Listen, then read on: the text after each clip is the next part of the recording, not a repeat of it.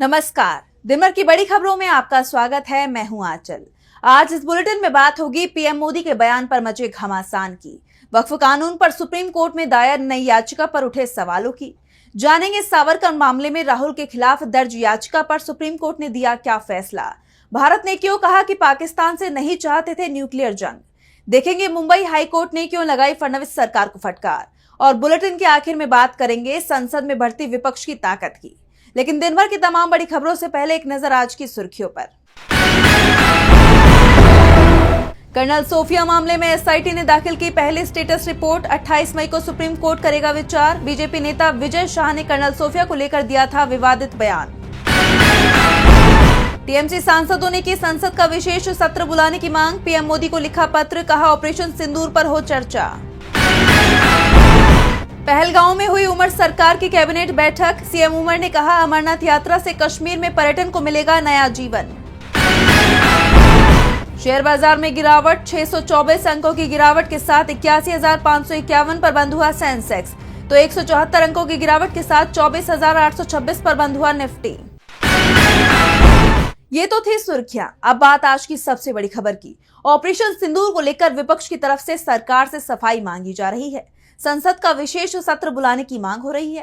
PM से सवाल पूछे जा रहे हैं। ये भी मांग हो रही है कि पीएम सर्वदलीय बैठक बुलाएं। लेकिन पीएम मोदी विपक्ष की किसी भी डिमांड को नहीं मान रही हैं। हाँ, रैलियों में जरूर ऑपरेशन सिंदूर का मुद्दा उठा रहे हैं, लेकिन इसमें भी सियासत करने की कोशिश हो रही है। गुजरात में पीएम मोदी ने कश्मीर को लेकर जो बयान दिया, उस पर बीजेपी घिर गई है। पीएम मोदी ने एक बार फिर कांग्रेस को कोसने की कोशिश की। भारत और पाकिस्तान के बीच चल रहे संघर्ष के लिए तत्कालीन कांग्रेस सरकार को और पूर्व पीएम नेहरू को जिम्मेदार बताया, लेकिन कांग्रेस ने भी मोदी सरकार को और खासकर पीएम मोदी को खरी खोटी सुना दी। कांग्रेस नेता पवन खेड़ा ने बाकायदा प्रेस कॉन्फ्रेंस कर पीएम मोदी के साथ पूरी बीजेपी को ही आड़े हाथ ले लिया। यहाँ तक कि कांग्रेस ने कह दिया कि चुनौतियों से निपटने और विदेश नीति में मोदी सरकार पूरी तरह फेल है। पवन खेड़ा ने कहा, जहां एक तरफ कांग्रेस पार्टी और पूरा विपक्ष देश हित में डटा हुआ है, वहीं 22 अप्रैल की रात से आज तक बीजेपी की ओछी राजनीति में कोई कमी नहीं आई है। एक तरफ पूरे देश में आवाज उठ रही थी कि पाकिस्तान को जवाब दिया जाए, आतंकियों के खिलाफ कदम उठाए जाएं।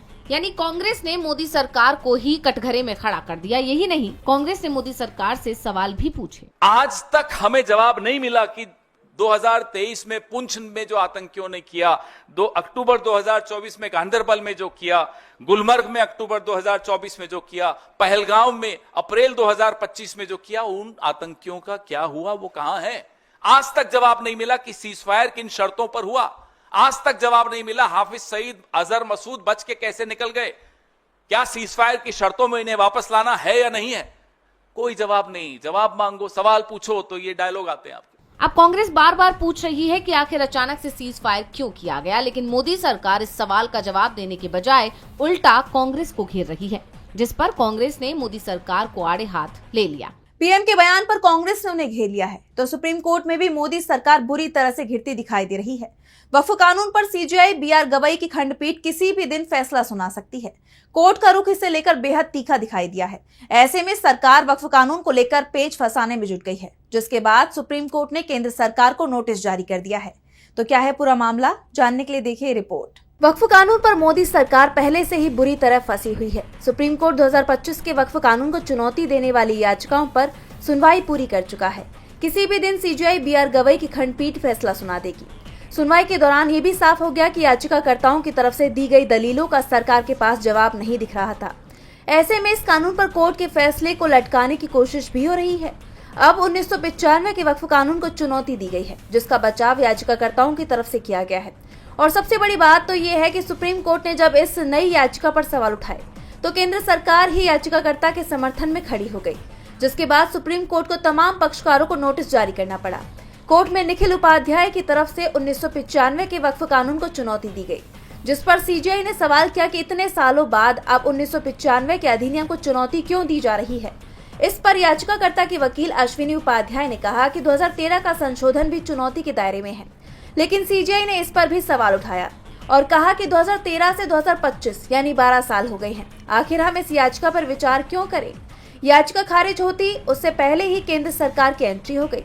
केंद्र सरकार की तरफ से पेश अतिरिक्त सॉलिसिटर जनरल ऐश्वर्या भाटी याचिका के समर्थन में खड़े हो गए आमतौर पर इस तरह की याचिकाओं का विरोध केंद्र सरकार की तरफ से किया जाता है, लेकिन एएसजी भाटी ने कोर्ट में कहा कि अदालत ने 2025 संशोधन को चुनौती देने वाली याचिकाओं के साथ 1995 अधिनियम की चुनौती को जोड़ने की अनुमति नहीं दी थी।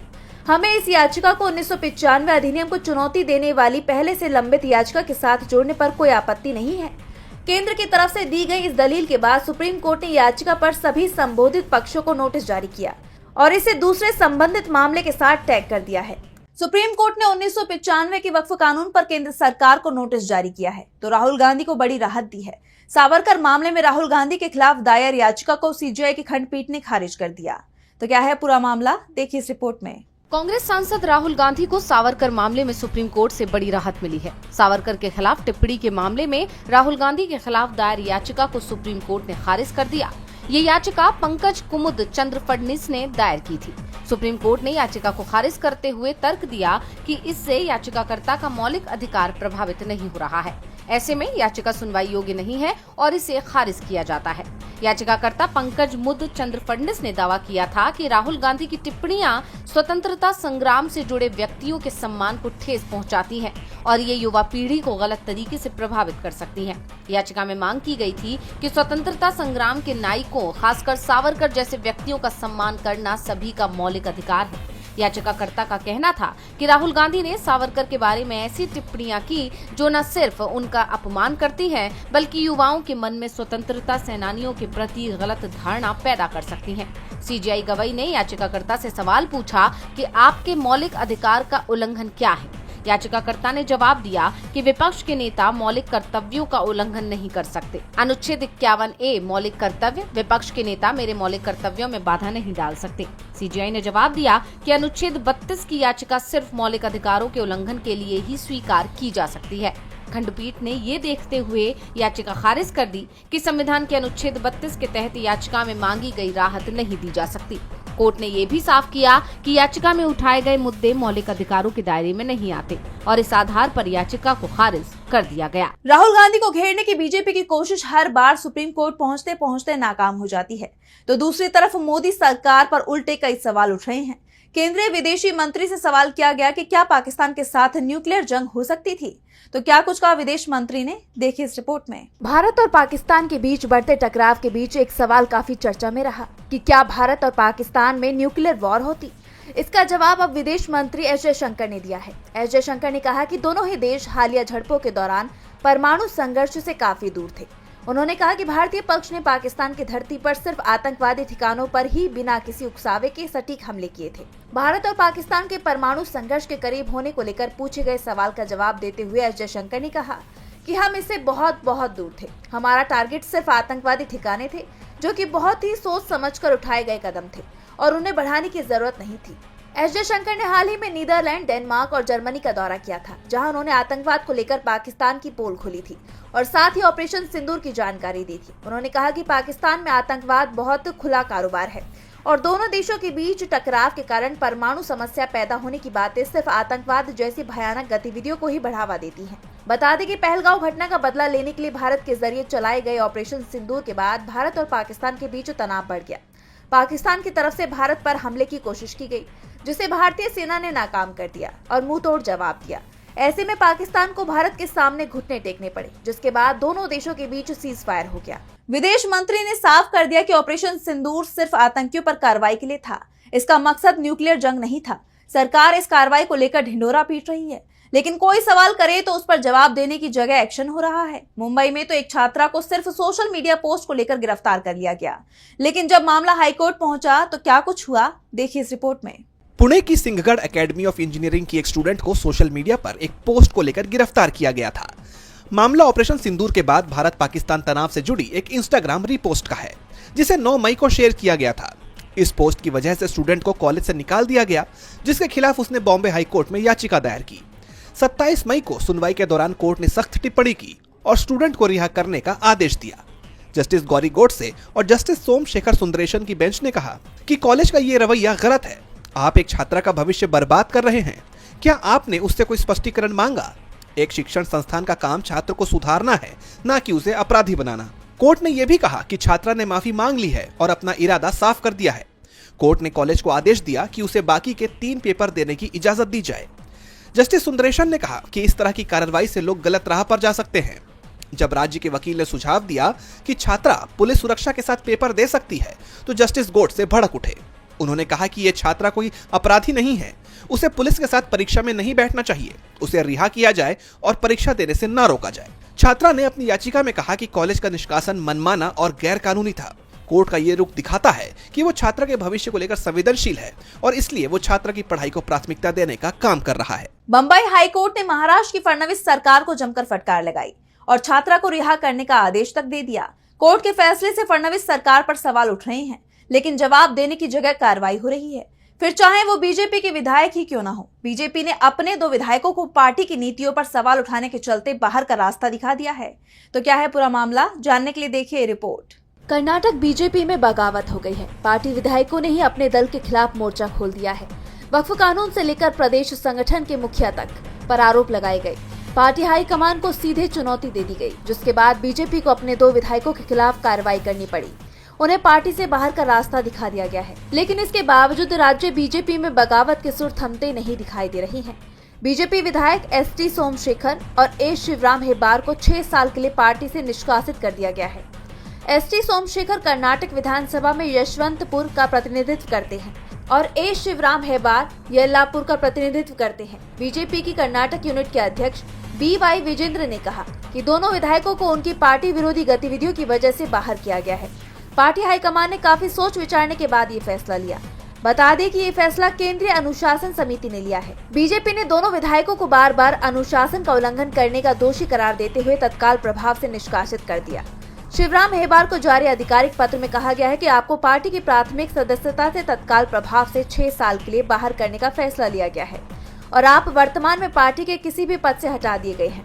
एसटी सोमशेखर और शिवराम हेब्बार पर कई मामलों में FIR भी दर्ज है और उनकी जांच हुई है। मार्च 2024 के राज्यसभा चुनावों में सोमशेखर ने पार्टी व्हिप होने के बावजूद कांग्रेस उम्मीदवार अजय माकन के लिए क्रॉस वोटिंग की, जबकि हेब्बार ने मतदान से पूरी तरह परहेज किया। दोनों ही कार्रवाइयों को पार्टी के अंदर विद्रोह के रूप में देखा गया, जिसके बाद अब पार्टी ने दोनों ही विधायकों पर बड़ा एक्शन लिया है। और बुलेटिन के आखिर में देखेंगे संसद में बढ़ती इंडिया की ताकत को। चुनाव आयोग की तरफ से राज्यसभा की 8 सीटों पर चुनाव कराने का ऐलान किया गया है।